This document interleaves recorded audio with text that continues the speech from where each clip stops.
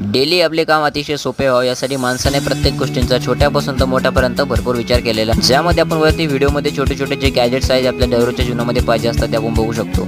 जसं की vegetables cut करणं, फ्रूट्सला कट करणं, आपलं ॲक्च्युअली जे फ्रूट आहे त्याला त्याच्या कवरपासून सेपरेट करणं, ज्यामुळे आपला खूप टाईम हा वाचत आहे. सोबतच आपलं जे काम पूर्ण करायचं आहे ते खूप कमी वेळामध्ये आपण खूप चांगल्या क्वालिटीचं काम आपण पूर्ण करू शकतो. यामध्ये निर्मळतासुद्धा आपल्याला बघून येते.